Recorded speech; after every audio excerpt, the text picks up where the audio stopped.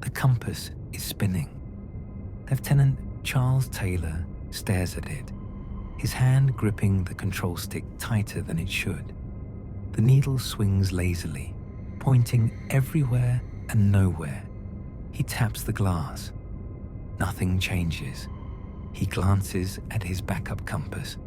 It's doing the same thing, rotating slowly like it's searching for something that isn't there. Below him, the ocean is wrong. He can't explain why. He's flown over these waters 100 times. He knows the color of the Bahamas, that brilliant turquoise over the shallow banks, the way the sun catches the sandbars beneath the surface. But this water below him now is different, deeper, darker, the wrong shade of blue. His radio crackles. It's one of his students, Captain Edward Powers, flying off his right wing. "Lieutenant, I'm getting strange readings. My compass is acting up." Taylor doesn't respond immediately. He's scanning the horizon, looking for land, for anything familiar. There should be islands. There should be the Florida coast. There's nothing but ocean, stretching endlessly in every direction. The sun is lowering in the sky, and he knows it should be setting in the west. But when he looks at where the sun is and tries to reconcile it with his compass readings, nothing makes sense. It's December 5th, 1945. 2 hours ago, this was a routine training flight, Flight 19. 5 TBM Avenger torpedo bombers, 14 men. A simple navigation exercise over familiar waters. Fly east to Hens and Chicken Shoals. Practice bombing runs. Fly north. Turn back southwest. Home before dark. Taylor has done this flight so many times he could do it in his sleep. Except now, somehow, impossibly, he's lost. And it's not just him. All 5 aircraft, all 14 men. None of them can figure out where they are. The radio comes alive again. Another voice, confused, young. "Sir, my instruments don't match what I'm seeing. Nothing looks right." Taylor keys his mic. "Stay in formation. We'll figure this out." But his voice carries an uncertainty he can't hide, because he doesn't know how to figure this out. Every instinct he has, every hour of training, every navigational principle he's learned is telling him contradictory things. His instruments say one thing, his eyes say another. And the ocean below, that wrong-colored ocean, looks like nowhere he's ever been. Let me take you back 6 hours. Fort Lauderdale Naval Air Station. The morning briefing is routine, almost boring. Navigation problem number 1. The student pilots gathered in the ready room have heard it all before. Lieutenant Taylor, who isn't supposed to be flying this mission at all, has volunteered to lead it. His regular assignment was cancelled. He needs the flight hours. It's a simple swap, meaningless in the moment, catastrophic in retrospect. The 5 Avengers sit on the tarmac, their engines ticking as they cool in the December sun. These are serious aircraft, 7 tons each, fully loaded, built like flying tanks, designed to take punishment and keep flying. Their fuel tanks hold enough for 1,000 miles. Their radios are military grade, powerful enough to transmit hundreds of miles. These are not planes that simply disappear. At 2:10 p.m., the engines roar to life. One by one, the Avengers taxi into position. The tower clears them for takeoff. They lift off in sequence, forming up in a perfect V formation against the clear blue sky. The tower watches them go. Just another training flight, just another afternoon. The weather forecast is good. Light winds, clear visibility, no storms expected. For the first hour and 20 minutes, everything is perfect. The flight reaches hens and chicken shoals right on schedule. The students practice their bombing runs on a visible shipwreck, dropping dummy torpedoes, circling back for second passes. Taylor watches his students perform. They're doing well. This is what training looks like when it goes right. Competent pilots learning their craft. By 3:15 p.m., they've completed the exercise. Taylor orders the flight to turn north-northeast for the second leg of their route. The Avengers bank together, maintaining formation. Below them, the shallow waters of the Bahamas shimmer in the afternoon light. This is the turn where everything changes. Somewhere between 3:15 and 3:40, something happens. What exactly? No one will ever know. But when Lieutenant Robert Cox, a senior flight instructor flying a separate routine patrol, picks up a transmission at 3:40, he hears something that makes no sense. He hears confusion. He hears someone who sounds lost. Cox breaks into the frequency. "Powers," he calls out, using the name he thinks he heard. "This is Cox. What's your difficulty?"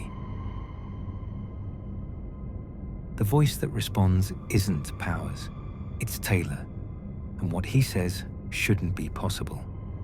"Both my compasses are out. I'm trying to find Fort Lauderdale. I'm over land, but I don't know where. I think I must be somewhere over the Keys, but I don't know how far down." Cox stares at his radio, trying to process this. The Keys are southwest of Fort Lauderdale. If Taylor thinks he's over the Keys, he's completely backwards. But that doesn't make sense. The Keys don't look like the Bahamas. The water is a different color. The islands are a different shape. Even if both his compasses failed, even if he was flying blind with no instruments at all, his eyes should tell him where he is. Cox tries to help. "Fly north," he says. "Put the sun on your left wing. Follow the coast. You'll hit Fort Lauderdale." There's a pause. Static fills the frequency. Then Taylor's voice again. And there's something in it now that wasn't there before. An edge, a tremor. "I don't know where we are. We must have gotten lost after that last turn." On the ground at Fort Lauderdale, the radio operators are starting to pay attention. This isn't normal. Training flights don't get lost. Not in clear weather.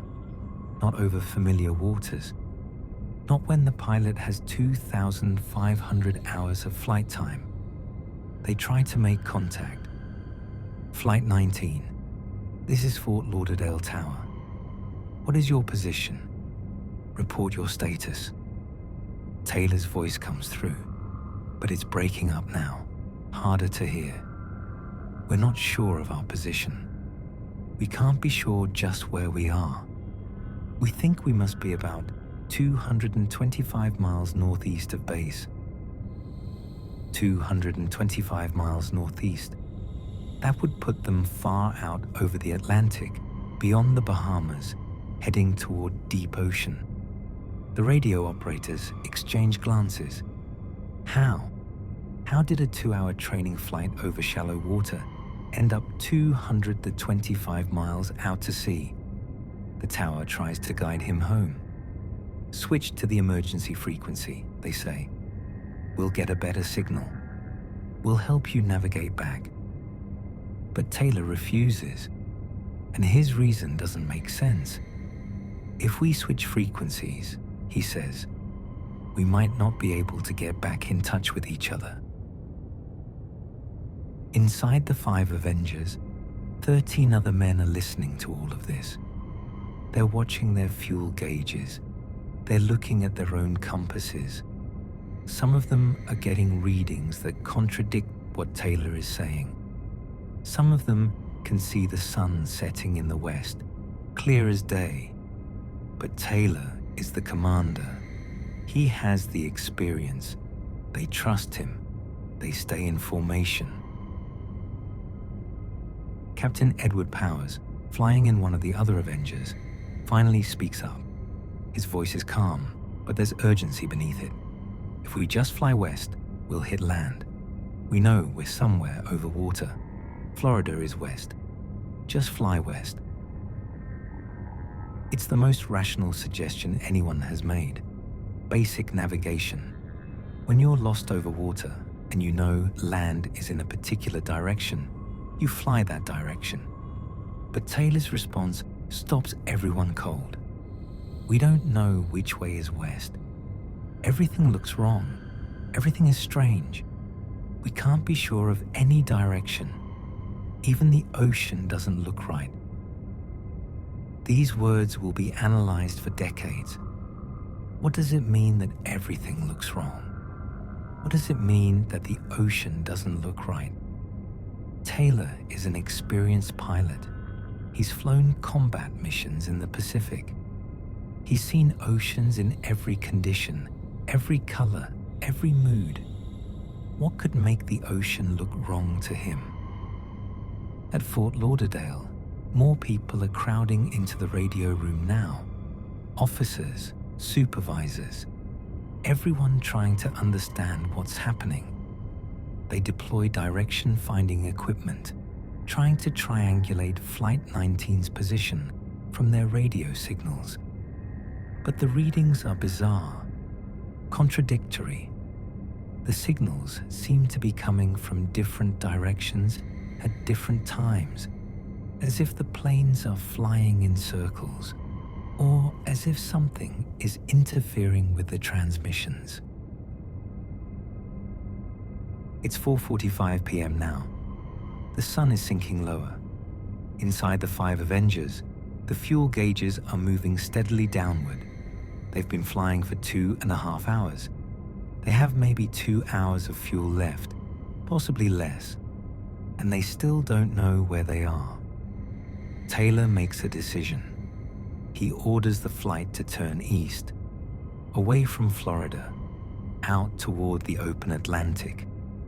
His reasoning, pieced together from fragmented transmissions, is that he believes they're in the Gulf of Mexico. If they're west of Florida, then flying east will bring them to the coast. But they're not in the Gulf of Mexico. Every piece of evidence, every radio triangulation, every logical analysis suggests they're east of Florida.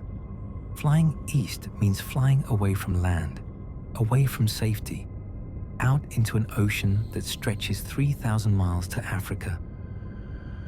The other pilots follow. What choice do they have? They're students. He's the commander.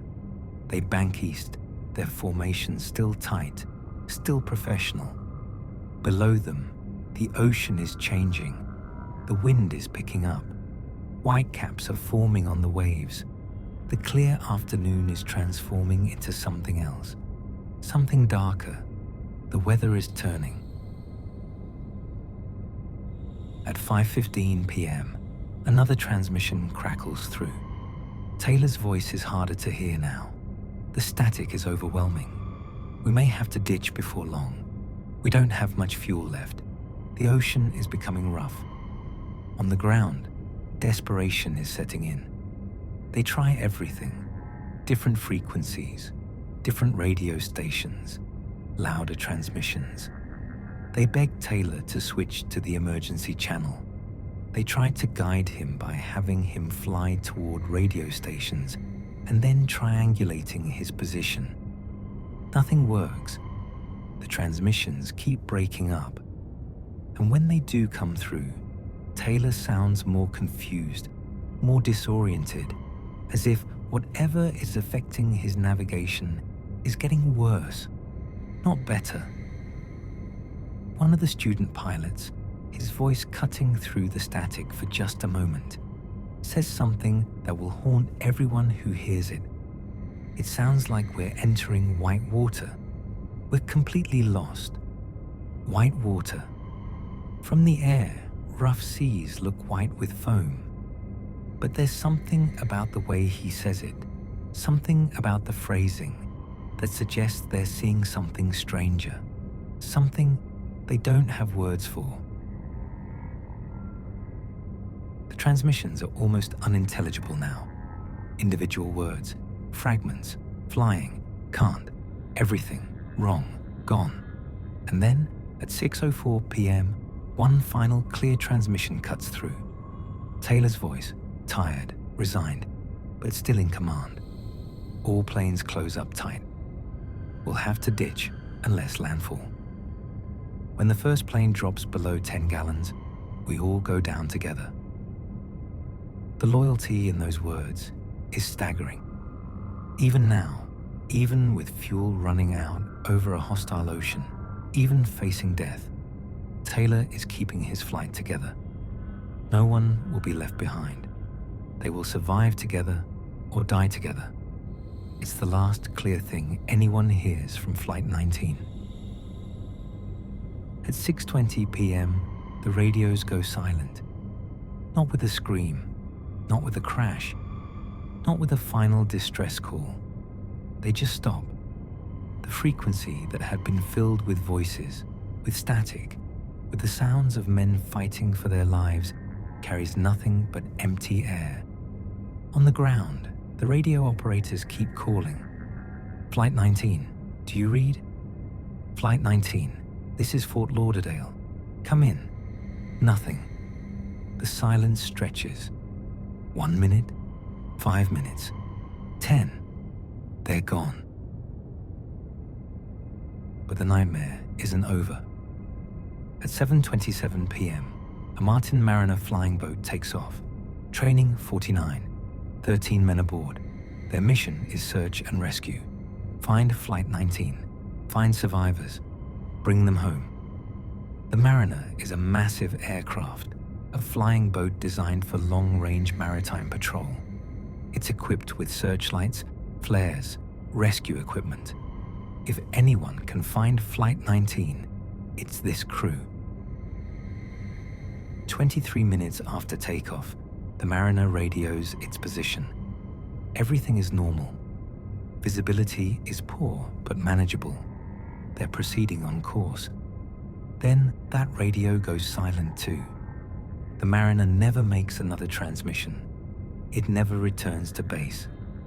A merchant ship, the SS Gaines Mills, will later report seeing an explosion in the sky around 7:50 p.m.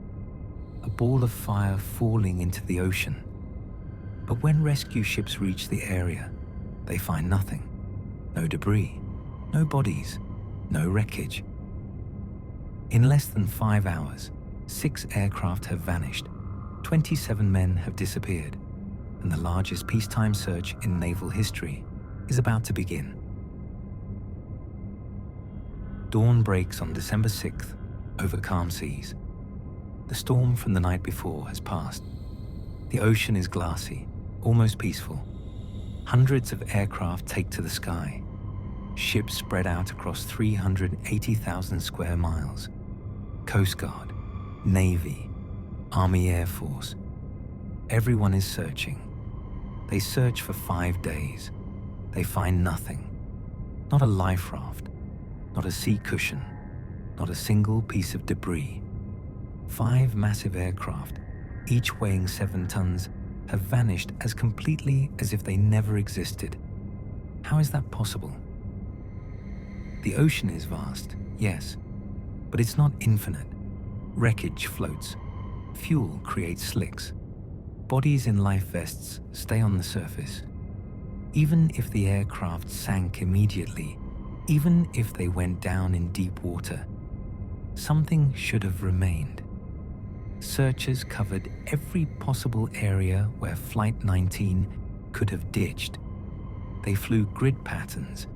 They investigated every reported sighting. They checked every beach where debris might have washed ashore. Nothing. The ocean gave up no evidence. It was as if the aircraft had been erased. The investigation begins immediately. Every radio transmission is analyzed. Every piece of equipment on those aircraft is examined. Every weather report is checked. The Board of Inquiry interviews everyone who had contact with Flight 19. They build a timeline, they construct theories, and they reach a conclusion that satisfies no one.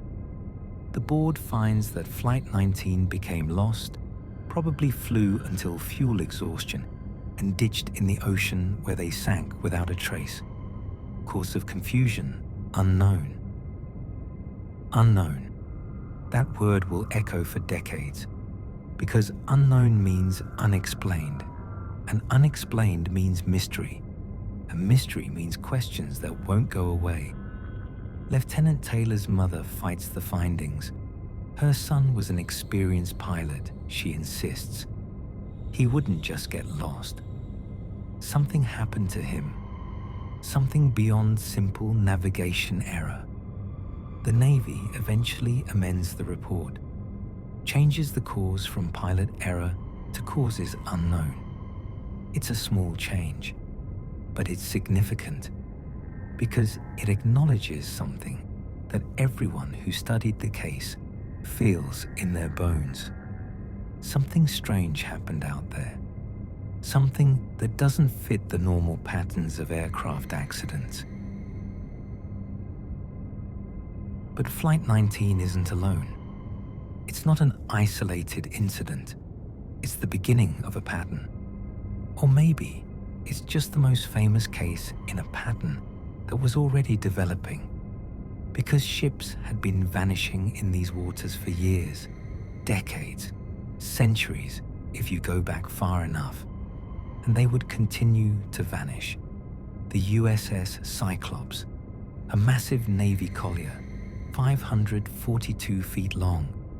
It disappeared in March 1918 with 309 people aboard. No distress signal, no wreckage, just gone. And here's the detail that sends chills down your spine.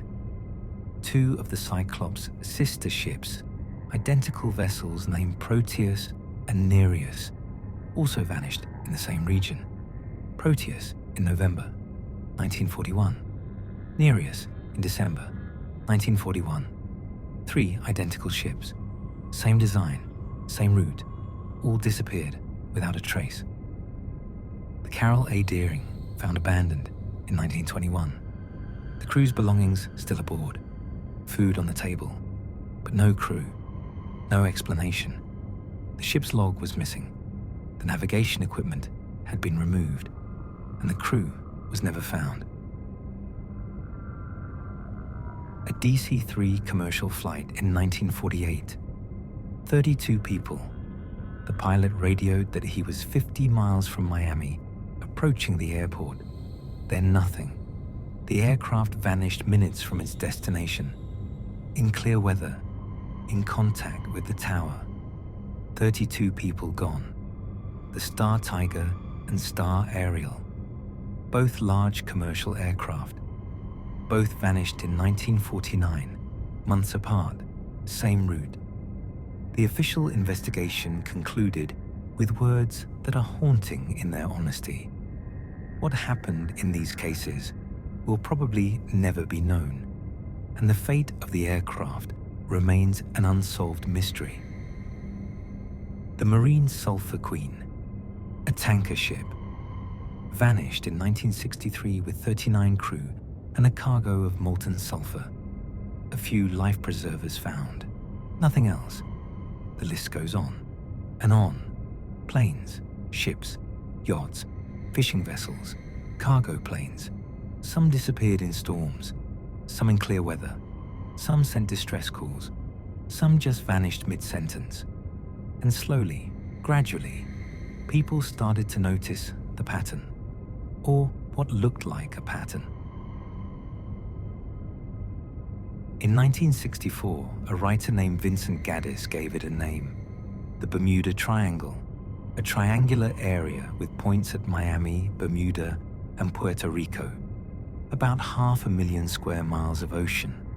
And according to Gaddis and the writers who followed him, this was a place where ships and planes disappeared at rates that couldn't be explained by chance alone.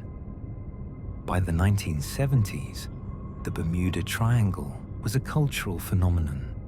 Charles Berlitz's book sold millions of copies. Documentaries proliferated. The triangle became synonymous with mystery, danger, the unexplained, and Flight 19 was always the centerpiece, the definitive case, the disappearance that seemed to defy every rational explanation. But here's where the story gets complicated, because not everyone agrees that the Bermuda Triangle is real. The Coast Guard says it's not a particularly dangerous area. They attribute disappearances to normal causes: human error, mechanical failure, weather, the same things that cause accidents everywhere. Insurance companies don't charge higher rates for vessels crossing the triangle. If it were truly dangerous, actuaries would notice. They haven't. Statistical analysis suggests that when you account for the volume of traffic through the triangle, the number of disappearances isn't abnormal. Thousands of vessels pass through this area every year. Some will be lost. That's probability. That's statistics. The triangle, skeptics say, is a myth, a case of cherry-picked data and sensationalized reporting. And maybe they're right. Maybe there's nothing special about this patch of ocean. Maybe the disappearances are tragic but mundane. Accidents that happen to occur in a region that, for historical and cultural reasons, received more attention than accidents elsewhere. But that word hangs in the air. But because while the overall statistics might be unexceptional, individual cases remain genuinely strange. Flight 19 remains genuinely strange. How do experienced pilots with working compasses become so disoriented in clear weather that they fly out into the Atlantic until they run out of fuel?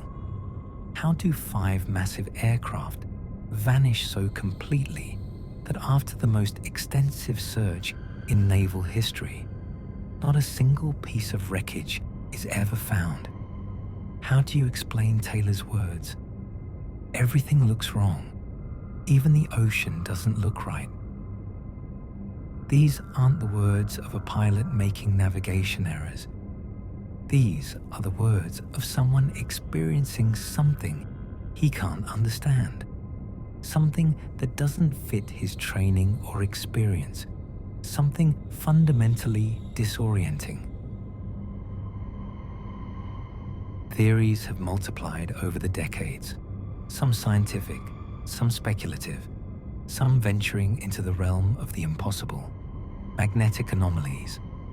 The Bermuda Triangle is one of the few places on Earth where true north and magnetic north align. Compasses can behave erratically here. Could a massive magnetic disturbance have affected all the aircraft simultaneously?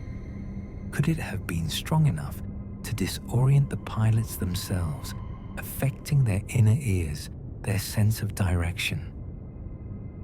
Methane eruptions. The ocean floor in this region contains massive deposits of frozen methane. If these suddenly release, they create huge bubbles that rise through the water. Ships can lose buoyancy and sink. Some theories suggest that massive methane releases could even affect aircraft, reducing air density enough to cause planes to lose lift. But there's no evidence of this happening to Flight 19. No reports of bubbling water, no smell of gas, and methane dissipates quickly in the atmosphere. The Gulf Stream. It's a powerful current, moving at speeds up to 5 miles per hour. Anything that falls in gets carried away fast. Wreckage could be dispersed hundreds of miles before searchers even begin looking. This explains why nothing was found. They were searching in the wrong place. The ocean floor. Parts of the triangle drop to extreme depths. The Puerto Rico Trench plunges over 27,000 feet down. Wreckage that sinks there is gone forever, beyond any search and rescue capability. This explains the complete absence of debris. These are rational explanations. They account for some of what happened. But do they account for all of it? Do they explain the disorientation, the sense that something was fundamentally wrong? Do they explain why this keeps happening in this specific region? And then there are the exotic theories, the ones that venture beyond conventional science, time portals, dimensional vortexes, the suggestion that the triangle is a weak point in space-time where vessels can slip through into other dimensions or other times. Flight 19 didn't crash. It was transported. It exists somewhere else, elsewhere. Impossible to prove, impossible to disprove. Atlantis. The theory that advanced technology from the sunken civilization still functions beneath the ocean, creating energy fields that interfere with modern navigation. Edgar Cayce, a psychic, claimed Atlantis was located here. When unusual rock formations were found near Bimini in 1968, some claimed these were ruins. Geologists determined they were natural formations. The theory persists anyway. Aliens, UFOs. The suggestion that extraterrestrial craft are responsible for the disappearances, either abducting vessels or interfering with their equipment. There's an alien base in the Puerto Rico Trench. Flight 19 encountered something they couldn't understand, something that led them to their fate. No evidence supports this, but in the absence of evidence, imagination fills the void. Government conspiracy, secret weapons testing, underwater facilities. The military knows what's happening but hides the truth. The evidence is the usual conspiracy evidence. Questions without answers, patterns in coincidences. The assumption that absence of information means presence of secrets. Electronic fog. A pilot named Bruce Jernan claims he flew through a strange cloud formation in the Triangle in 1970. He describes entering a tunnel-shaped cloud, experiencing instrument failures and time distortion, emerging to find he'd traveled farther than should have been possible. He calls it electronic fog, a natural phenomenon unique to this region. Other pilots report similar experiences. Scientists are skeptical. These theories, from the rational to the ridiculous, all attempt to answer the same question. What happened? Because we can't accept that we don't know. We can't accept that 27 men disappeared, and we have no explanation. We need answers. We need patterns. We need cause and effect. The universe must make sense. But what if it doesn't? What if sometimes things happen that don't fit into our explanatory frameworks? What if Flight 19 encountered something, experienced something that simply can't be explained by our current understanding? Not aliens, not portals, but natural phenomena we haven't identified yet. Interactions between magnetic fields and weather and ocean currents and human psychology that we don't fully understand. The ocean is vast. We've explored less than 20% of the ocean floor. We know more about the surface of Mars than we know about the deep ocean. New species are discovered regularly, new geological formations, new understanding of currents and underwater weather. Is it impossible that natural phenomena exist that could explain some of the triangle's stranger cases?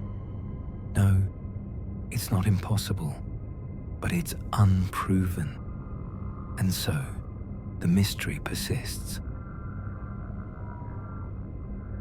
79 years have passed since Flight 19 disappeared.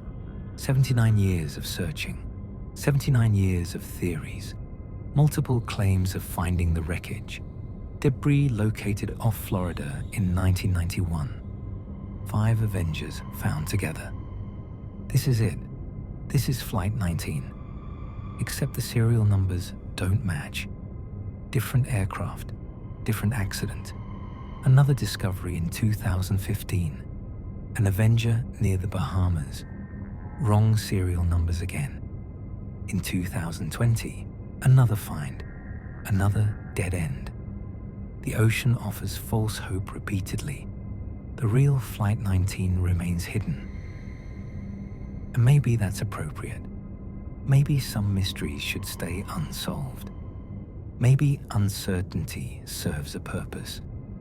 It reminds us that despite our technology, despite our expertise, despite our belief that we've mastered the natural world, there are still things we don't know.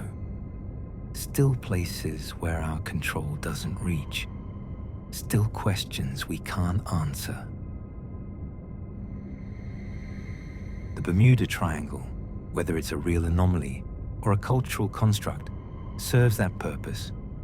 It's a reminder that the world is stranger than we sometimes remember, that the ocean is deep and indifferent, that vessels can vanish, that answers aren't guaranteed.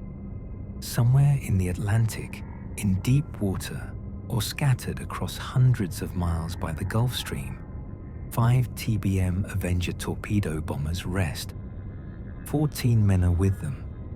Lieutenant Charles Taylor, Captain Edward Powers, 12 students whose names are recorded but whose fates are unknown. They took off on a clear December afternoon for a routine training flight. They should have been home before dark. Instead, they flew into legend. They became more than themselves, more than casualties. They became a mystery that has outlived them by decades. A question that won't go away. What happened? We may never know. The ocean keeps its secrets. The years pass. Technology advances. Search techniques improve. But Flight 19 remains lost. And perhaps that's the real story. Not what happened to them, but what happens to us when we can't know. How we respond to uncertainty. How we create narratives to fill the gaps. How we theorize and speculate and obsess over questions that may have no answers. Every year, thousands of vessels cross the Bermuda Triangle safely. Cruise ships carry tourists. Cargo ships haul goods. Planes fly overhead. The overwhelming majority experience nothing unusual, nothing mysterious, just ocean, just sky, just the routine passage from one point to another. But every few years, something goes wrong. Another vessel loses contact. Another search finds nothing. And the question resurfaces. Is it just bad luck? Or is there something else? The truth is uncomfortable. The truth is, we don't know. We have theories. We have explanations that account for some of the evidence, but we don't have certainty. And in that uncertainty, the Bermuda Triangle thrives, not as a place of definite danger, but as a space of infinite possibility, where the known gives way to the unknown, where the explainable becomes inexplicable, where normal rules might not apply. Flight 19 endures because it's a perfect mystery, clear enough to be documented, strange enough to be puzzling, unresolved enough to allow infinite speculation. The radio transmissions exist, the search records exist, The official investigation exists. All the evidence is there, and yet the conclusion remains the same. Causes unknown. On December 5th, 1945, at 2:10 p.m., 5 aircraft took off from Fort Lauderdale. By 6:20 p.m., they had vanished. Somewhere in those 4 hours and 10 minutes, something happened that we still can't explain. 14 men flew into mystery and never returned. The ocean swallowed them. The Bermuda Triangle claimed them. And we're left with questions. Always questions. What did Taylor see that made everything look wrong? What made the ocean look different?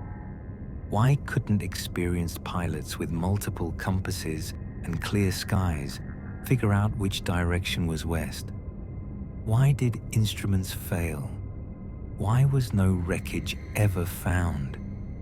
Why does this keep happening in this specific region? Maybe there are answers we haven't found yet. Maybe future technology will locate the wreckage. Maybe a new scientific theory will explain the anomalies. Maybe someday the mystery will be solved. Or maybe not. Maybe Flight 19 will remain lost forever. A question without an answer. A mystery without a solution. A reminder that for all our progress, the world still holds secrets we cannot unlock. The Bermuda Triangle waits. Ships cross it. Planes fly over it. And somewhere in its depths, beneath thousands of feet of dark water, 14 men rest in 5 aircraft that should never have been lost. They're there, somewhere. We just don't know where, and we may never know. The ocean is patient. The ocean is vast. The ocean keeps its secrets. And Flight 19, the vanishing squadron, remains what it's always been. A story, a legend, a mystery, and a question that echoes across decades. What happened? The silence that follows that question is the same silence that filled the radios at Fort Lauderdale on December 5th, 1945, at 6:20 p.m. Empty, profound, absolute. The silence of not knowing. The silence of mysteries that refuse to be solved. The silence of the ocean swallowing everything and revealing nothing. That silence continues, and in that silence, the Bermuda Triangle lives. The silence lasts 17 seconds. The radio operators at Fort Lauderdale stare at their equipment, waiting for the static to break, waiting for Taylor's voice to come back. 17 seconds feels like 17 hours. Then someone speaks. Flight 19, do you read? Flight 19, this is Fort Lauderdale Tower. Come in. Nothing. The frequency is dead. Not even static now. Just empty air where 14 voices used to be. One of the operators reaches for the phone. His hand is shaking.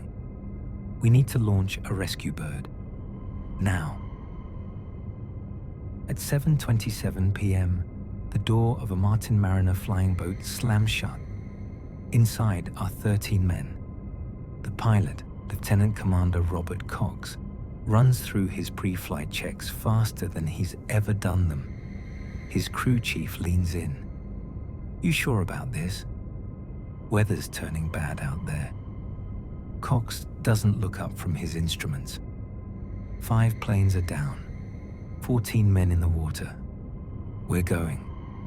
The Mariner's engines cough to life, both of them, their sound filling the night air.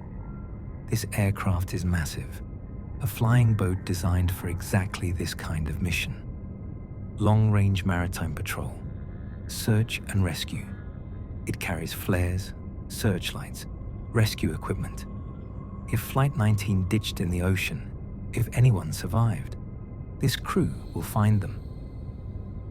The Mariner lifts off at exactly 7:27 p.m. It climbs into darkness. Below, the Atlantic is black, invisible. The crew strains to see anything through the windows.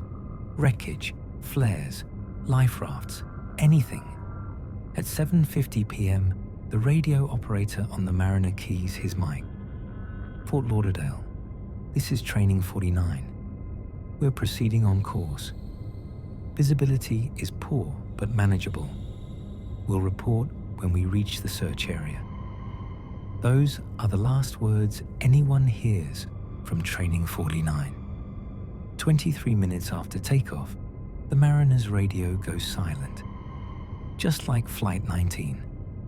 Just like 14 men before them. Now it's 27. On the SS Gaines Mills, a merchant ship cutting through the Atlantic 40 miles east of Florida, a deckhand is smoking a cigarette when he sees it.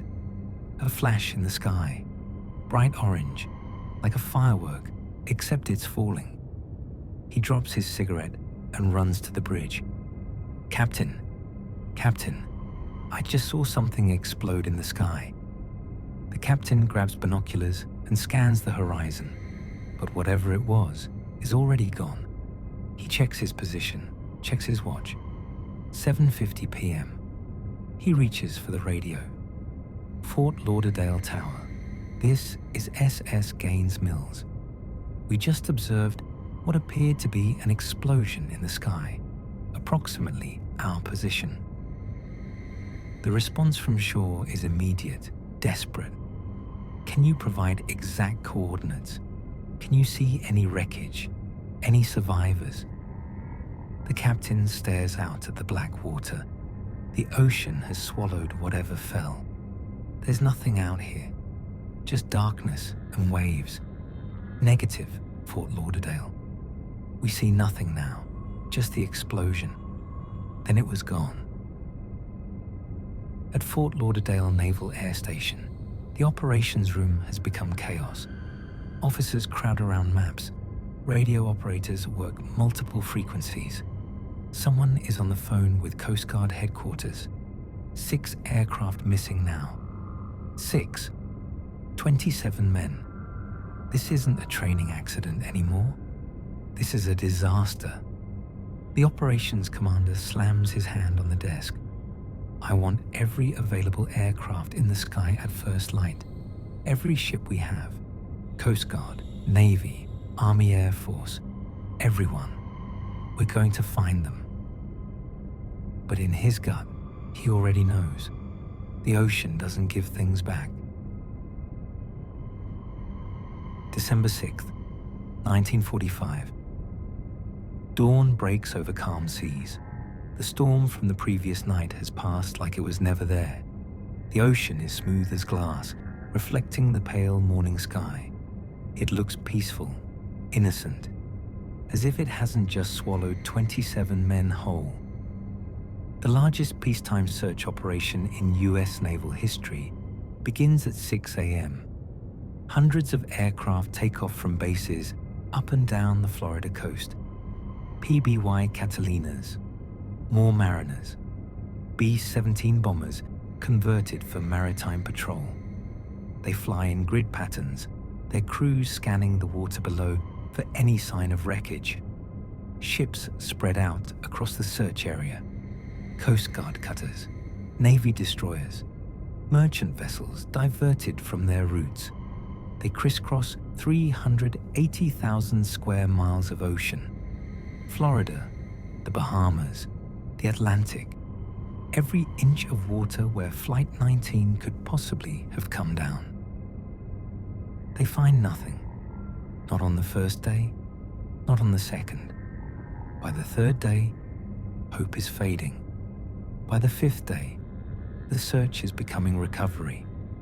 They're not looking for survivors anymore. They're looking for bodies, for wreckage, for any evidence that Flight 19 existed at all. A Coast Guard spotter sees something floating. His heart jumps. He calls it in.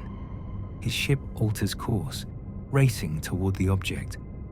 As they get closer, they can see it's a life raft. Empty. They pull it aboard and check the markings. Wrong serial number. From a different accident. a different loss. The ocean is full of ghosts.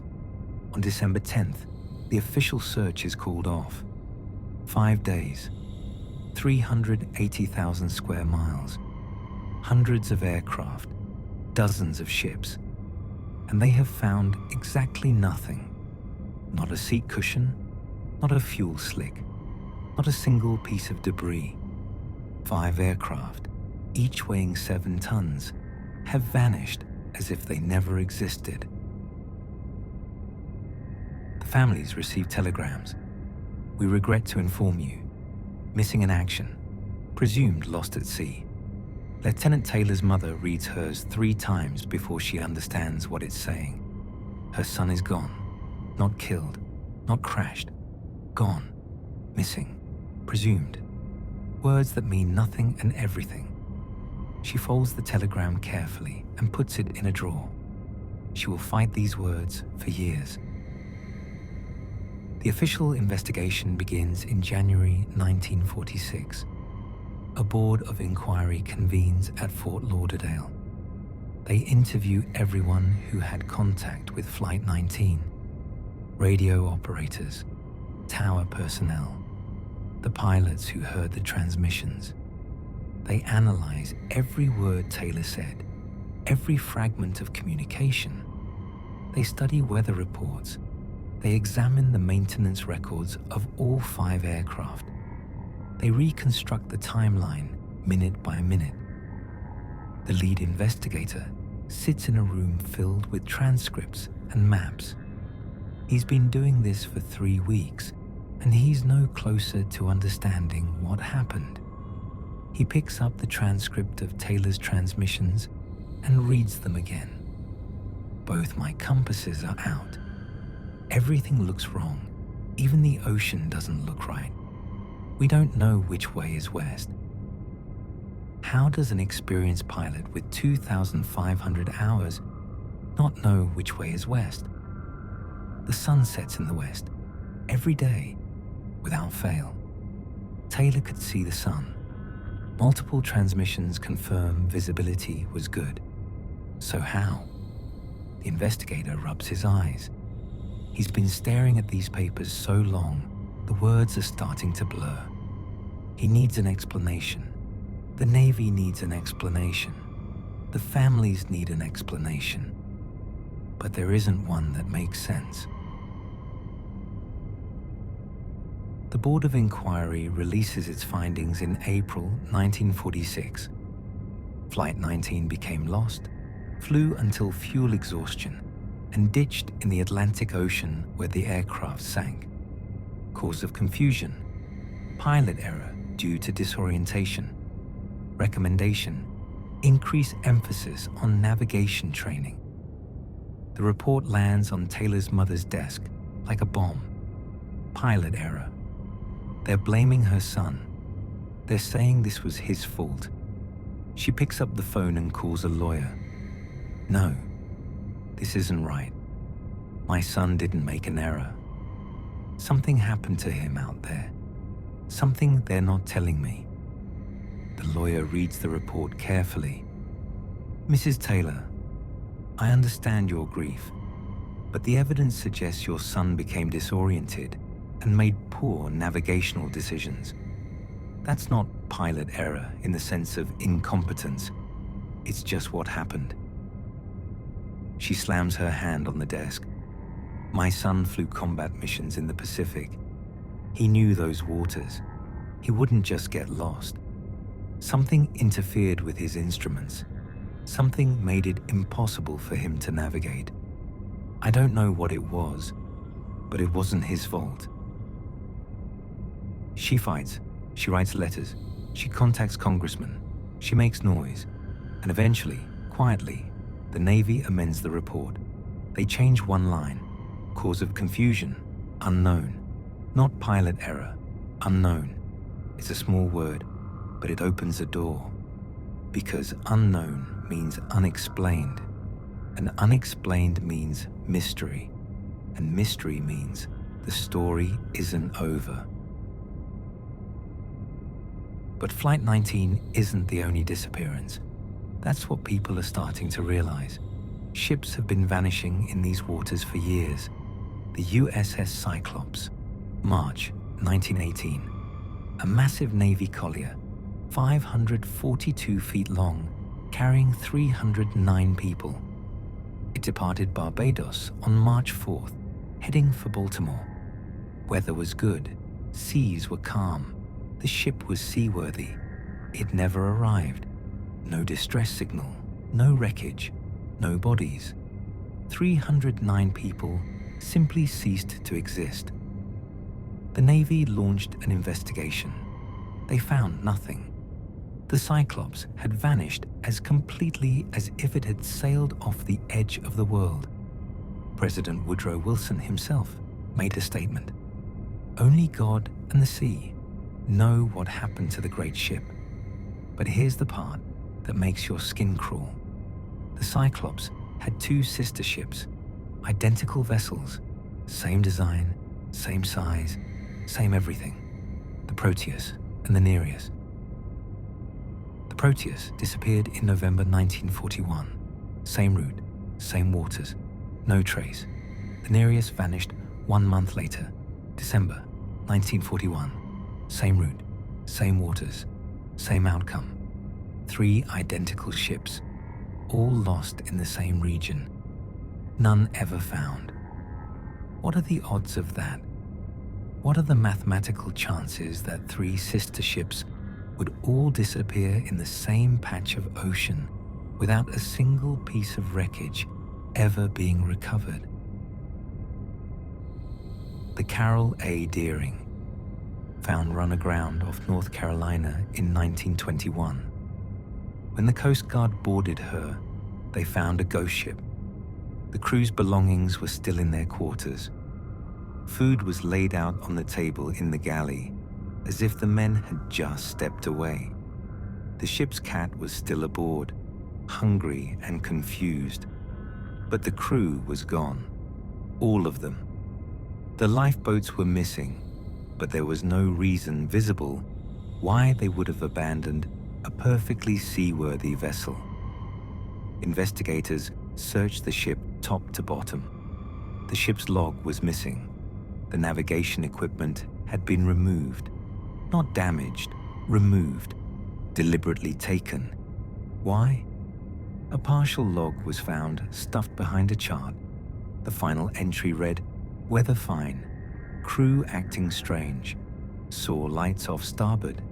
That's where it ended. The crew of the Carol A. Deering was never found. Not a single body, not a single lifeboat. They vanished as completely as the Cyclops, as Flight 19, as all the others. December 28, 1948. A DC-3 commercial airliner takes off from San Juan, Puerto Rico, headed for Miami. Flight N, C16002. 32 people aboard. Routine flight. Clear weather. The pilot is experienced. The aircraft is well maintained. Everything is normal.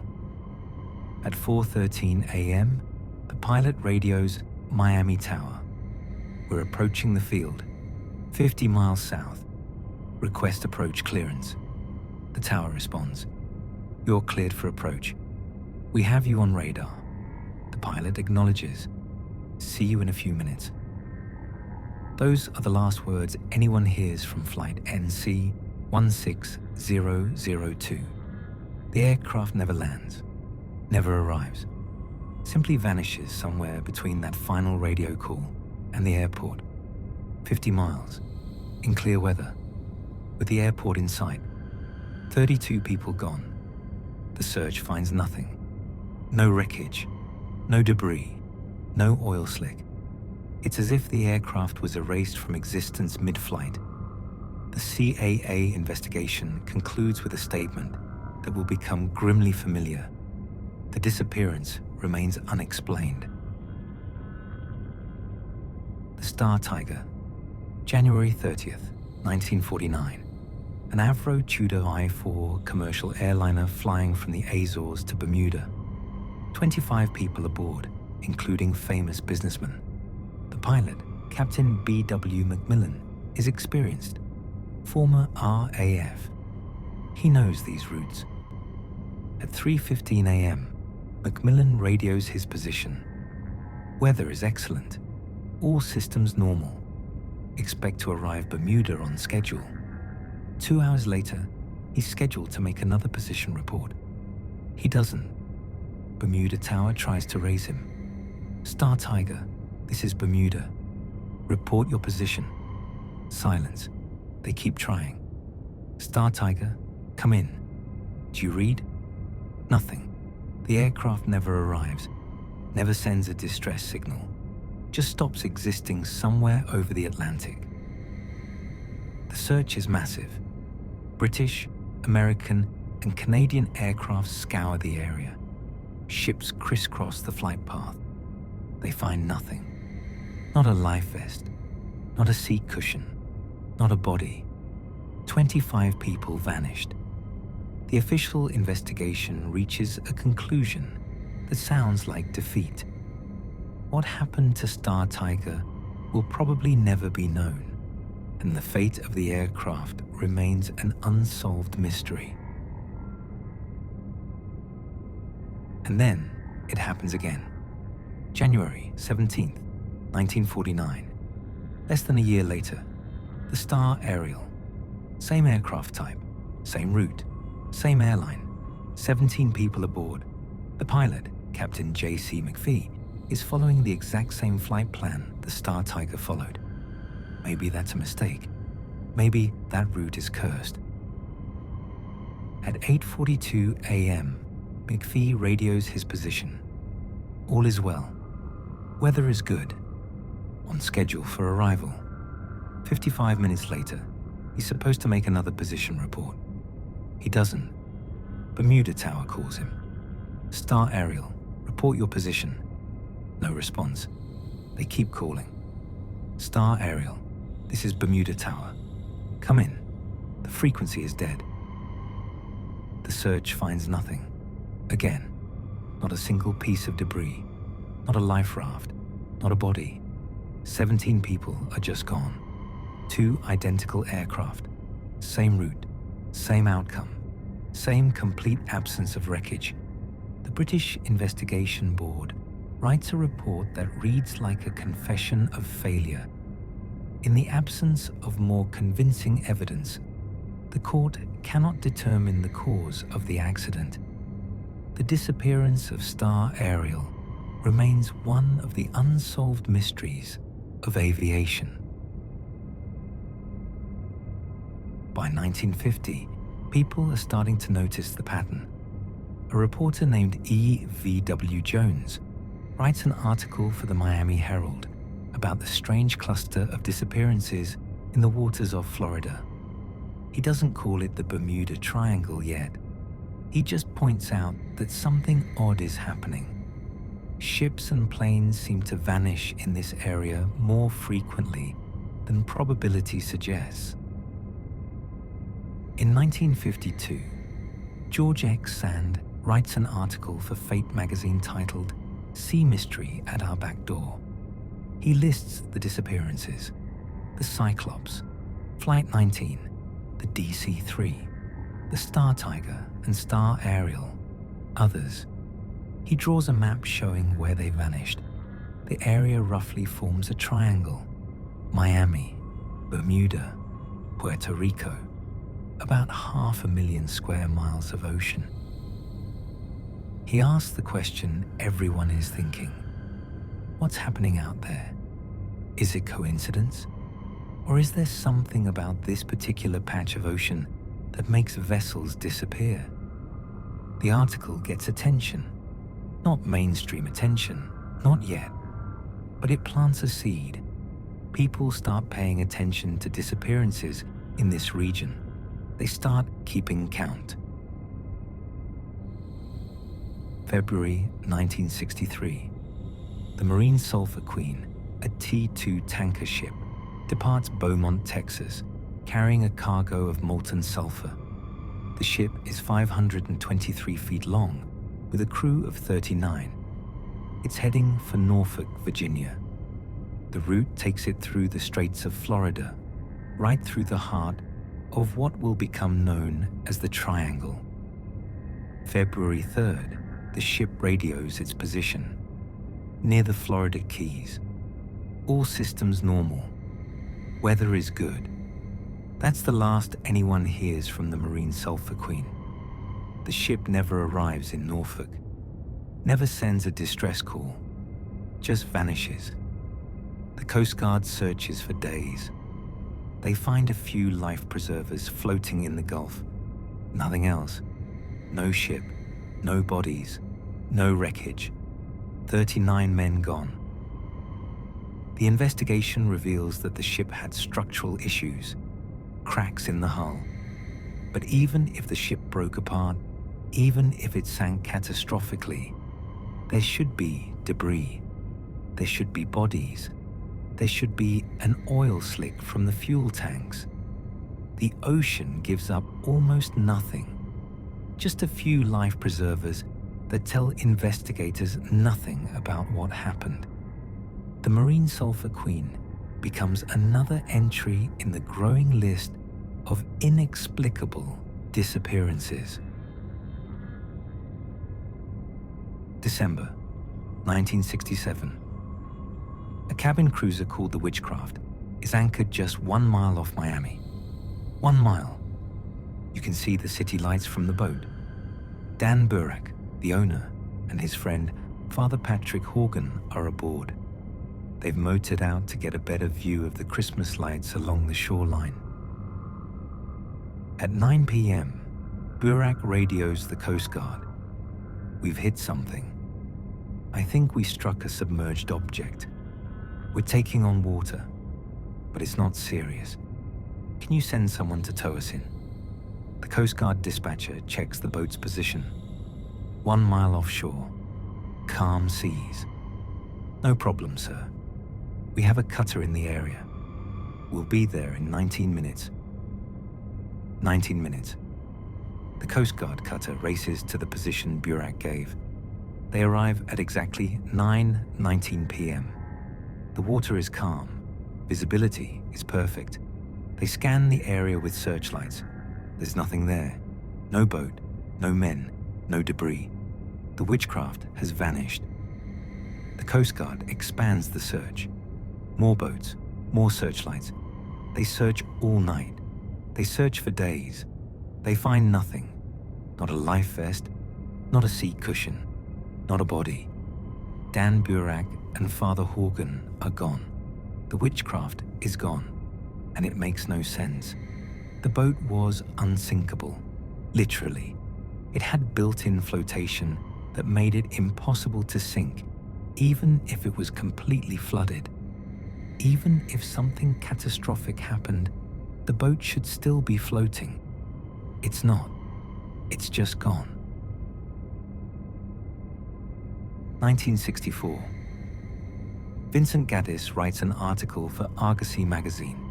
He's compiled all the disappearances, all the strange cases, all the ships and planes that have vanished in this region, and he gives it a name: the Bermuda Triangle. The name sticks. It's perfect, memorable, geographic, mysterious. Within months, everyone knows what the Bermuda Triangle is.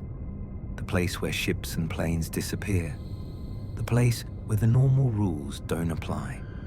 The place where something is wrong. By the 1970s, the Bermuda Triangle is a cultural phenomenon. Books, documentaries, television specials. Charles Berlitz writes a book called The Bermuda Triangle that sells millions of copies. Everyone is talking about it. Everyone has theories.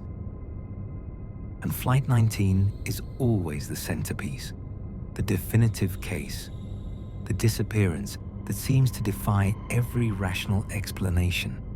Experienced pilots, clear weather, multiple aircraft, all experiencing the same disorientation, all vanishing completely. It's the case that made the Triangle famous, the case that suggests something genuinely strange is happening in this region. But not everyone believes. Skeptics emerge. They analyze the statistics. They point out that the Bermuda Triangle is one of the busiest shipping lanes in the world. Thousands of vessels pass through every year. Some will be lost. That's just probability. When you account for the volume of traffic, the number of disappearances isn't actually unusual. The US Coast Guard releases a statement. The Coast Guard does not recognize the existence of the so-called Bermuda Triangle as a geographic area of specific hazard to ships or planes. In a review of many aircraft and vessel losses in the area over the years, we have been unable to find anything that would indicate the disappearances were a result of anything other than physical causes. No evidence of unusual magnetic disturbances, no evidence of mysterious forces, just weather, human error, and mechanical failure, the same things that cause accidents everywhere. Insurance companies don't charge higher premiums for vessels crossing the triangle. If it were truly dangerous, if vessels disappeared at abnormal rates, the actuaries would notice. They have every financial incentive to identify high-risk areas. They haven't flagged the Bermuda Triangle. To insurance companies, it's just ocean. Normal ocean. With normal risks. So is the Bermuda Triangle a myth? Is it just confirmation bias and sensationalized reporting? Cherry-picked cases that ignore all the safe passages, all the uneventful flights, all the ships that cross without incident? Maybe. Probably. The statistics support that conclusion. But, that word again, but, because even if the overall pattern is explainable, individual cases remain genuinely strange. Flight 19 is genuinely strange. The DC-3 disappearing 50 miles from Miami is genuinely strange. The Witchcraft vanishing in 19 minutes 1 mile offshore is genuinely strange. The complete absence of wreckage in case after case after case is genuinely strange. You can explain each case individually with enough effort. Taylor became disoriented and made poor decisions. The DC-3 had a catastrophic structural failure. The Witchcraft was hit by a freak wave. The Gulf Stream carried all the wreckage away before searches began. Each explanation is possible. Each explanation accounts for some of the evidence. But do they account for all of it? Do they explain the pattern? Do they explain why Taylor said everything looked wrong? Do they explain 19 minutes? Scientists have proposed rational theories, magnetic anomalies. The Bermuda Triangle is one of the few places on Earth where true north and magnetic north align. This is called the agonic line. Compasses can behave erratically here, especially during magnetic storms or solar flares. Could a massive magnetic disturbance affect multiple aircraft simultaneously? Could it be strong enough to disorient pilots, affecting their inner ears and sense of balance? There's precedent for this. Fighter pilots sometimes experience spatial disorientation. They lose track of which way is up. Their instruments say one thing, their body says another. In clouds, without visual references, this can be fatal. But Flight 19 was flying in clear conditions. They could see the sun. They could see the ocean. Visual references were available, and yet Taylor couldn't orient himself. Methane hydrate eruptions. The ocean floor in this region contains massive deposits of frozen methane trapped in crystalline structures. If these deposits destabilize, they release huge amounts of gas. The gas forms bubbles that rise through the water. When these bubbles reach the surface, they reduce the density of the water. Ships can lose buoyancy and sink in seconds. Some theories extend this to aircraft, suggesting that methane gas in the atmosphere could reduce air density enough to cause planes to lose lift and fall from the sky. It's an intriguing theory. There's scientific basis for methane eruptions. They happen. But for this to affect Flight 19, the eruption would have to be massive, enormous. And methane has a distinctive smell. Pilots would have reported it. There's no record of any such report, and methane dissipates quickly in the atmosphere. For it to affect 5 aircraft flying in formation, the concentration would have to be extraordinary. Such an event would leave evidence. Bubbling water, disturbed sea surface, ships in the area would notice. None did. The Gulf Stream. This is probably the most accepted explanation for missing wreckage. The Gulf Stream is a powerful ocean current flowing through the triangle at speeds up to 5 miles per hour. Anything that falls into it gets carried away rapidly. By the time search operations begin, wreckage could be 100 miles from the actual crash site. Searchers look in the wrong place and find nothing. This explains Flight 19. They ditched somewhere in the Atlantic. The wreckage sank. The current carried away any floating debris. The search missed them because they were looking in the wrong area. It's rational. It's supported by oceanography. It probably explains why nothing was found. But it doesn't explain the disorientation. It doesn't explain the compass failures. It doesn't explain Taylor's confusion. The ocean floor. Parts of the triangle drop to extreme depths. The Puerto Rico Trench reaches over 27,000 feet down. That's deeper than Mount Everest is tall. Wreckage that sinks here is gone forever. No search and rescue technology can reach it. Even modern deep-sea equipment would struggle. This explains why Flight 19 was never found. They went down in deep water. The aircraft sank to depths that are effectively another planet. Unreachable, invisible, gone. These rational explanations account for missing wreckage. They account for failed searches, but they struggle with the stranger aspects, the disorientation, the instrument failures, the sense that something was fundamentally wrong beyond simple navigation error. And that's where the exotic theories come in, the ones that venture beyond conventional science.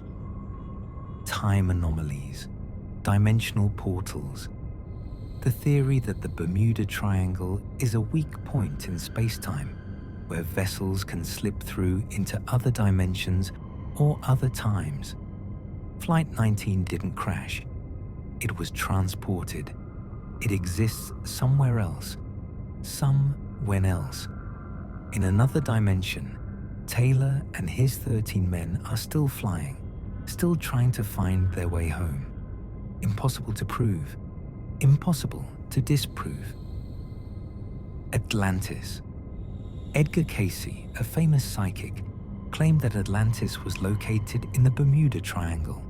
He said its power crystals, advanced technology from a lost civilization, still function beneath the ocean. These crystals create energy fields that interfere with modern navigation equipment.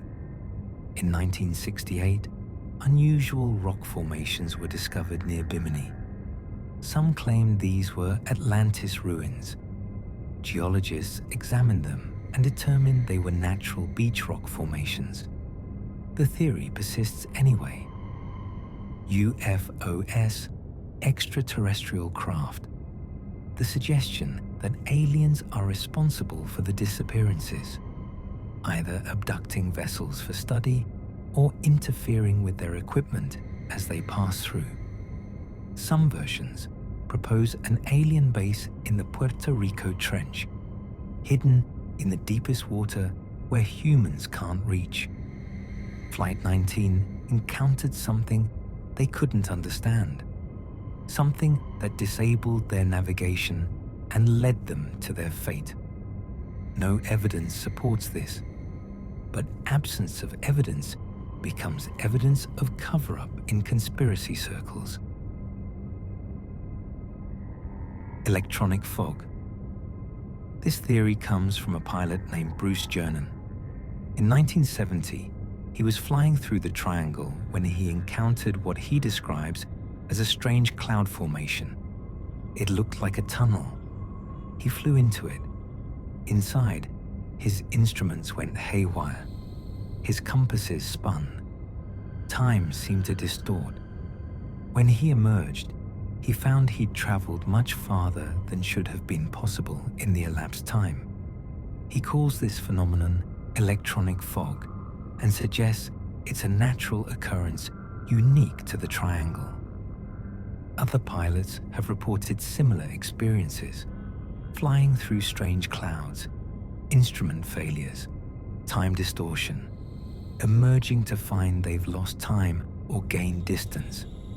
Most scientists are skeptical. Clouds are clouds. Instruments sometimes fail. Time distortion is probably perceptual, a trick of memory and stress. But the reports persist. Pilots who insist something strange happened to them. Government conspiracy. The theory that the military knows what's happening in the Triangle but hides the truth. Maybe secret weapons testing. Maybe underwater facilities. Maybe knowledge of phenomena they don't want the public to know about. The evidence is circumstantial. Questions without answers. Patterns and coincidences. The assumption that classified information must be sinister information. The government denies everything, which conspiracists take as proof they're hiding something.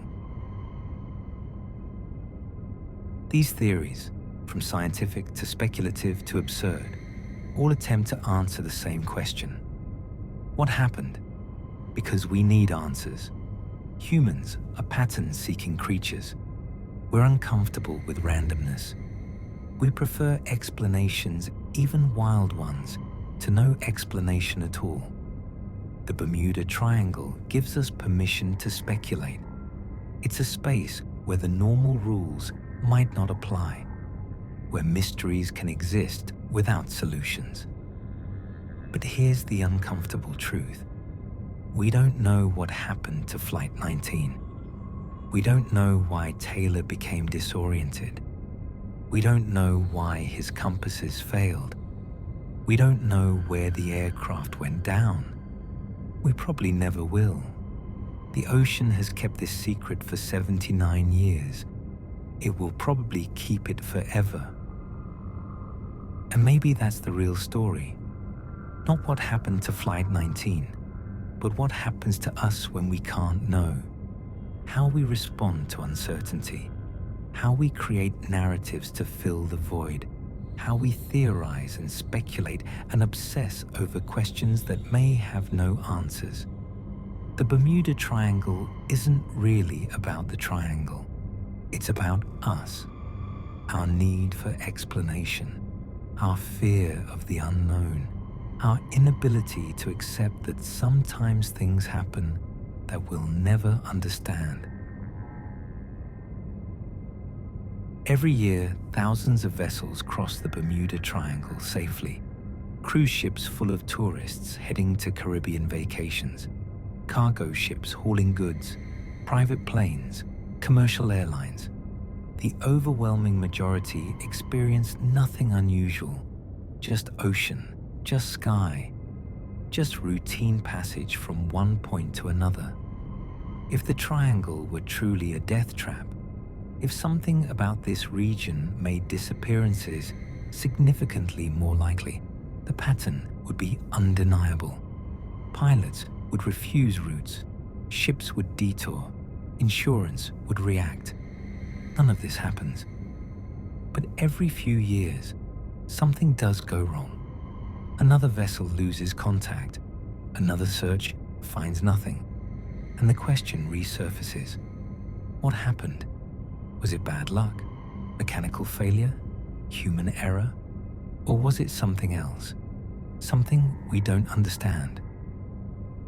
The truth is, we'll probably never know for certain. We have theories that explain some of what happened. The Gulf Stream accounts for missing wreckage. Deep water explains why searches failed. Magnetic variations might explain compass errors. Human psychology explains poor decisions under stress. These explanations are probably correct. They're rational, scientific, supported by evidence. But they don't fully satisfy. They don't account for everything. They don't explain that sense, reading the transcripts, that something more was happening, something strange.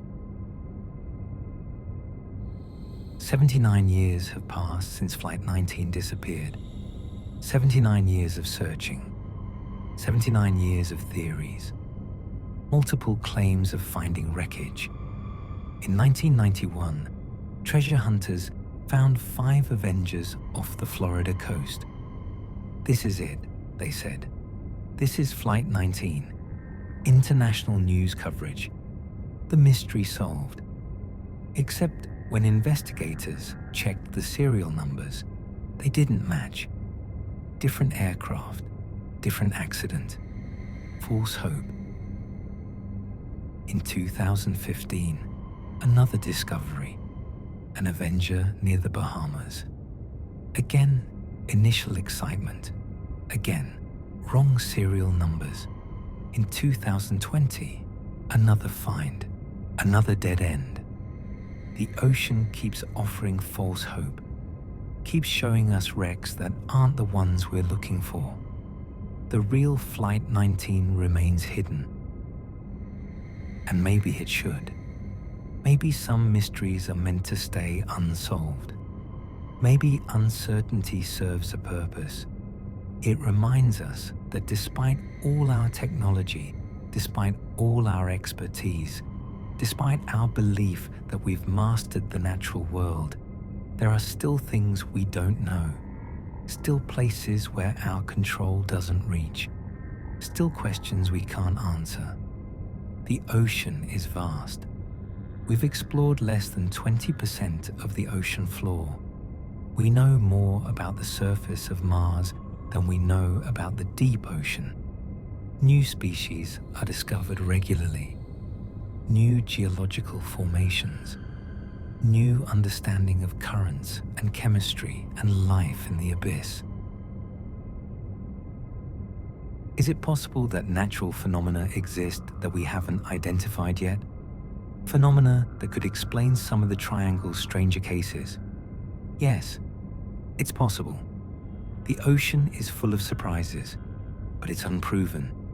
And so the mystery persists. Not because the triangle is supernatural, not because aliens are abducting ships, but because the ocean is vast and deep and largely unknown, and because sometimes, despite our best efforts, people disappear and we never find out why. Flight 19 is out there somewhere, in deep water, scattered by currents, buried in sediment, corroded by decades of salt water. 5 aircraft, 14 men. They exist physically somewhere in the Atlantic. We just don't know where. And barring an extraordinary stroke of luck, we never will. The ocean is patient. The ocean is vast. The ocean keeps its secrets.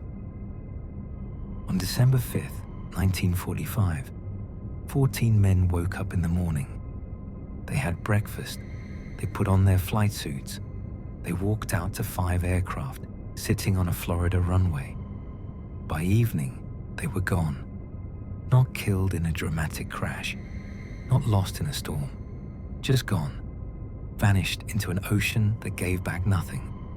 And in that vanishing, they became something more than men. They became a mystery, a legend, a question that echoes across decades. What happened? We've asked that question for 79 years. We'll probably ask it for 79 more, because the answer matters. Not just for the families who never got closure, not just for the historians who want complete records, but for all of us.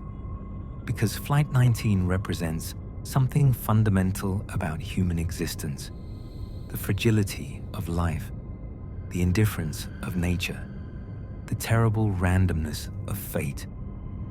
14 men did everything right. They followed procedures. They trusted their training. They flew good aircraft maintained by professionals. And it didn't matter. Something went wrong. Something they couldn't control, couldn't predict, couldn't survive. And the ocean swallowed them whole. That's the real horror of the Bermuda Triangle.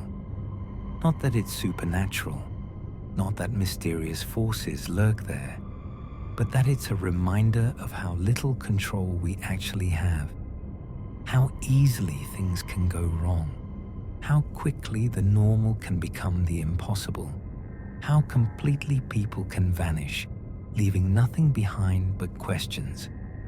The Bermuda Triangle exists as a concept because we need it to exist. We need a place where the impossible can happen, where normal rules don't apply, where mysteries refuse to be solved.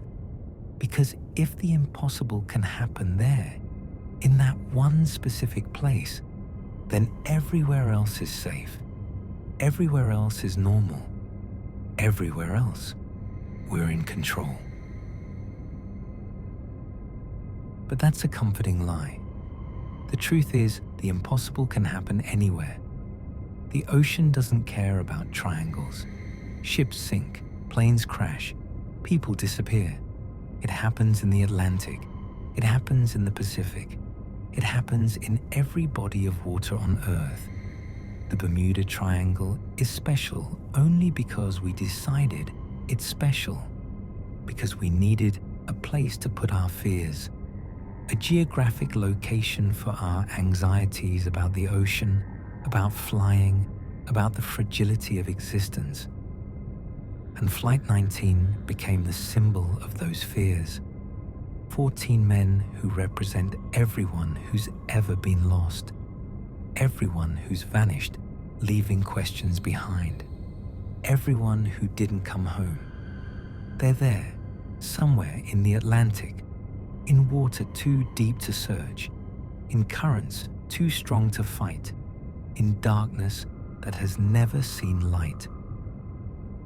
Lieutenant Charles Taylor is there, still gripping a control stick, still trying to understand why his compasses wouldn't work, still wondering which direction is west.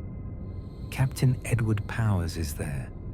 The 12 students are there, all of them preserved in cold water and pressure, slowly being consumed by the ocean that claimed them. They're not supernatural. They're not in another dimension. They're not aboard alien spacecraft. They're just dead, lost in the most prosaic and terrible way possible. Accident, error, bad luck, the usual human fate. But we don't want to accept that. We want their disappearance to mean something. We want there to be a reason beyond random chance. We want the Bermuda Triangle to be real, because then their loss has significance. They didn't just crash. They were taken by mysterious forces, by unknown phenomena, by something that makes their deaths more than simple tragedy. That's why the mystery persists. Not because evidence supports it, not because disappearances in the triangle are actually unusual, but because we need the mystery. We need to believe that some things can't be explained, that some questions have no answers, that somewhere in the world, the normal gives way to the strange. Flight 19 serves that need. It's the perfect mystery, documented but unexplained, strange but not impossible, lost but not forgotten. The radio transmissions exist, the search records exist, the men existed, but the explanation doesn't. And in that gap between evidence and understanding, the legend grows. 79 years, hundreds of books, thousands of articles, millions of words trying to explain what happened. And we're no closer to certainty than we were in 1945. We have theories, we have possibilities, we have explanations that might be correct, but we don't have proof. We don't have wreckage. We don't have bodies. We don't have the one thing that would close the case and let us move on. So the search continues. Not officially. The Navy gave up decades ago. But researchers keep looking. Treasure hunters keep searching. Every few years, someone finds an Avenger and thinks they've solved the mystery. Every few years, the wreckage turns out to be from a different crash. Every few years, hope rises and falls. The ocean is full of aircraft from World War II. Dozens went down in training accidents. Finding wreckage isn't unusual. Finding the right wreckage is. Maybe one day, someone will get lucky. Maybe a deep-sea expedition will stumble across 5 aircraft sitting together on the ocean floor. Maybe the serial numbers will match. Maybe Flight 19 will finally be found. And if that happens, what will we learn? That they crashed, that they sank, that 79 years of mystery was just the ocean being too deep and too vast to give up its dead. Will that be satisfying? Will it answer the questions? Or will it just raise new ones? Because finding the wreckage won't tell us why Taylor became disoriented, won't tell us why the compasses failed, won't tell us what made everything look wrong. The aircraft will be corroded, the instruments destroyed by decades of salt water, the men long gone. We'll know where they ended up, but we still won't know how they got there. And maybe that's appropriate. Maybe some mysteries aren't meant to be fully solved. Maybe the search is more important than the answer. Maybe the real value of Flight 19 isn't in understanding what happened, but in reminding us that understanding has limits. That certainty is sometimes impossible, that we live in a world that refuses to be fully known. The Bermuda Triangle will persist, not as a geographic reality, but as a cultural construct, a place in our collective imagination where the impossible happens, where ships and planes disappear, where the ocean refuses to give up its secrets. It will persist because we need it, because humans need mysteries, need questions without answers, need reminders that for all our progress, the world still holds things we can't explain. And Flight 19 will remain at the center of that mystery. The Vanishing Squadron. 14 men who flew into legend and never returned. They're out there, somewhere, in darkness and pressure, in cold water and decay, in the vast indifference of the Atlantic. They've been there for 79 years. They'll be there for centuries more. The ocean doesn't let go. On December 5th each year, some people remember veterans, historians, family members of the lost. They think about 14 men who didn't come home. They wonder what happened in those final hours They imagine what it was like in those cockpits, watching fuel gauges drop, knowing land is somewhere, but not knowing which direction to fly. They imagine the moment the engines coughed and died, the silence as the aircraft glided down, the impact with the water, the cold, the dark, the end. And they wonder if, in those final moments, Taylor understood what had gone wrong, if he figured out where he was, if he realized how close to home they might have been, or if he died still confused, still disoriented, still believing everything was wrong and the ocean didn't look right. We'll never know. That knowledge died with him, sank with the aircraft, was swallowed by the ocean. Some questions have no answers. Some mysteries have no solutions. Some people disappear and we never find out why. That's the truth of the Bermuda Triangle. That's the truth of Flight 19. That's the truth of existence in a universe that doesn't care about our need for explanations. The Bermuda Triangle waits. Ships cross it. Planes fly over it. Most emerge safely on the other side. But the legend persists. The mystery endures. And somewhere in the deep, in water that has never seen light, 5 aircraft rest. 14 men rest. They're not coming back. They're not going to be found. They're going to stay there, in the dark, until the ocean itself is gone. That's their fate. That's their story. That's their mystery. And ours is to wonder, to question, to search for answers we'll probably never find, to tell their story again and again, passing it down through generations, to keep Flight 19 alive in memory even as the physical aircraft decay into rust and sediment, to refuse to let them be forgotten, to refuse to stop asking, what happened? The silence that follows that question is the same silence that filled the radios at Fort Lauderdale on December 5th, 1945, at 6:20 p.m. Empty, profound, absolute. The silence of not knowing. The silence of mysteries that refuse to be solved. The silence of the ocean swallowing everything and revealing nothing. That silence continues. And in that silence, the Bermuda Triangle lives.